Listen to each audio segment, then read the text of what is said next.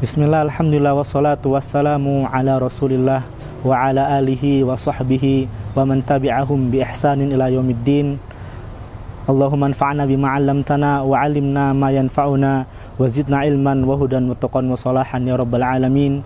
Rabbi zidna ilman warzuqna fahman bi rahmatika ya arhamar rahimin. Qala Allah ta'ala, thumma awrathnal kitabal ladzina istafayna min ibadina. Wa qala sallallahu alaihi wasallam, khairukum man ta'allamal qur'ana wa 'allamah. Ikhwani fid din, a'azzani Allahu wa iyyakum ajma'in. Al-Qur'an merupakan kalamullah yang diturunkan kepada Nabi Muhammad sallallahu alaihi wasallam dengan perantara malaikat Jibril alaihi salam.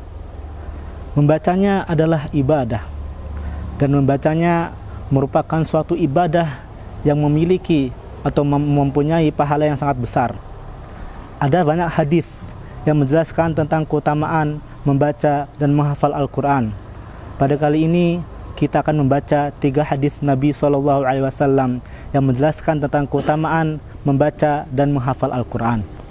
Hadis yang pertama adalah hadis yang diriwayatkan oleh Imam Tirmidzi dari sahabat yang mulia Abdullah bin Mas'ud radhiyallahu anhu, bahwasanya Rasulullah sallallahu alaihi wasallam bersabda, khairukum man ta'allamal qur'ana wa 'allamah, yang artinya sebaik-baik dari kalian adalah yang belajar Al-Qur'an dan mengajarkannya. Naam. Wa kullu syai' yartabitu bil Qur'an fa asbaha 'aziman. Dan seluruh atau semuanya, segala sesuatu yang berkaitan dengan Al-Qur'an, maka ia akan menjadi sesuatu yang agung. Nabi Muhammad SAW diturunkan kepadanya Al-Quran, maka Nabi Muhammad SAW menjadi afdolul anbiya wal mursalin. Al-Quran turun melalui perantara malaikat Jibril alaihi salam, maka malaikat Jibril alaihi salam menjadi afdolul malaikah dan dijadikan beliau ruhul amin. Al-Quran turun pada bulan Ramadan, maka bulan Ramadan menjadi afdhulis syuhur wa sayyidus syuhur, menjadi bulan yang terbaik.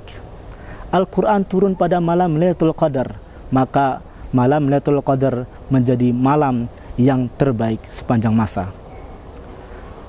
Maka barang siapa setiap muslim yang hatinya terpaut dengan Al-Quran, maka ia akan menjadi orang yang terbaik, sebagaimana sabda Nabi Muhammad SAW, khairukum man ta'allamal qur'ana wa 'allamah. Semoga kita semua termasuk menjadi orang yang terbaik. Hadis yang kedua yaitu mengenai pahala membaca Al-Quran. Hadis yang diriwayatkan oleh Imam Tirmidzi dari sahabat yang mulia Abdullah bin Mas'ud radhiyallahu anhu, bahwasanya Nabi Muhammad SAW bersabda, man qara'a harfan min kitabillah falahu bihi hasanah wal hasanatu bi 10 amsalha la aqulu alif lam mim harfun walakin alifun harfun wa lamun harfun wa mimun harfun. Man qara'a harfan min kitabillah, barang siapa yang membaca satu huruf dari kitabullah, falahu bihi hasanah, maka baginya satu kebaikan. Wal hasanatu bi 10 amsalha, dan satu kebaikan akan dilipat gandakan menjadi 10 kebaikan. La aqulu alif lam mim harfun, saya tidak mengatakan bahwasanya alif lam mim itu satu huruf, walakin alifun harfun wa lamun harfun wa mimun harfun, tetapi alif satu huruf, lam satu huruf, dan mim satu huruf. Subhanallah, bayangkan betapa besar pahala yang kita dapatkan dari membaca Al-Quran. Kalau kita membaca bismillah saja, Bismillahirrahmanirrahim, itu ada sekitar 19 huruf. Artinya kita akan mendapatkan 190 kebaikan. Bagaimana jika kita membaca satu surat atau satu juz, atau bahkan kita menghatamkan Al-Quran? Alangkah banyaknya pahala yang akan kita dapatkan. Karena dalam Al-Quran terdapat kurang lebih 1 juta huruf. Bayangkan bagaimana pahala yang akan kita dapatkan dari membaca Al-Quran sebanyak 30 juz. Hadis yang ketiga menjelaskan tentang keutamaan penghafal Al-Quran. Kalau yang tadi membaca, sekarang menghafal Al-Quran. Diriwayatkan dari hadis yang diriwayatkan oleh At-Tirmidzi dari hadis sahabah Abdullah bin Amr radhiyallahu anhu, yuqalu li sahibil Qur'an iqra wartaqi warattil kama kunta turatil fid dunya fa inna manzilataka 'inda akhiri ayatin taqra'uha. Yuqalu li sahibil Qur'an, akan dikatakan pada hari kiamat li sahibil Qur'an, kepada penghafal Al-Qur'an. Siapa itu penghafal Al-Qur'an? Adalah orang yang menghafal dan mengamalkan isi kandungannya. Nah, iqra wartaqi, iqra, bacalah Al-Qur'an, wartaqi, dan naiklah engkau ke derajat surga. Warattil kama kunta turatil fid dunya, dan bacalah dengan tartil sebagaimana engkau membacanya di dunia. Fa inna manzilataka 'inda akhiri ayatin taqra'uha, karena sesungguhnya derajatmu di surga tergantung atau sesuai dengan akhir ayat yang kau baca. Karena surga ada banyak tingkatan sebagaimana yang disebutkan dalam surah Al-An'am ayat ke-132, walikullin darajatum mimma amilu, dan setiap orang akan mendapatkan derajat surga sesuai dengan apa yang dia kerjakan.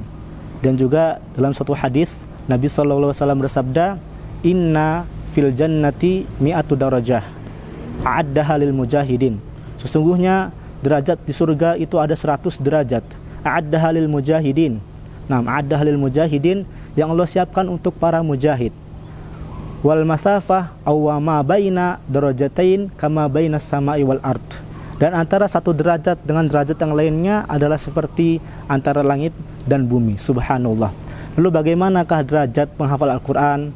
Yaitu sesuai dengan akhir ayat yang ia baca, yang dia baca dengan hafalannya, karena tidak mungkin di akhirat kita baca dengan mushaf. Berarti iqra di sini baca dengan hafalan. Itulah dia keutamaan orang yang menghafal Al-Quran. Bayangkan jikalau kita menghafal 100 ayat, berarti ada 100 tingkatan. Maka kita harus berlomba-lomba dan jangan mau kalah dalam perlombaan, dalam kebaikan dan dalam ketaatan. Semoga kita semua digolongkan kepada Allah Subhanahu wa taala menjadi ahlul Quran, menjadi ahlul Quran, menjadi keluarga Allah, yang dimana kita mendapatkan derajat surga yang tinggi di sisi Allah yaumul akhir kelak. Amin ya rabbal alamin. Wa sallallahu ala sayyidina Muhammad wa barakallahu fikum jami'an. Assalamualaikum warahmatullahi wabarakatuh.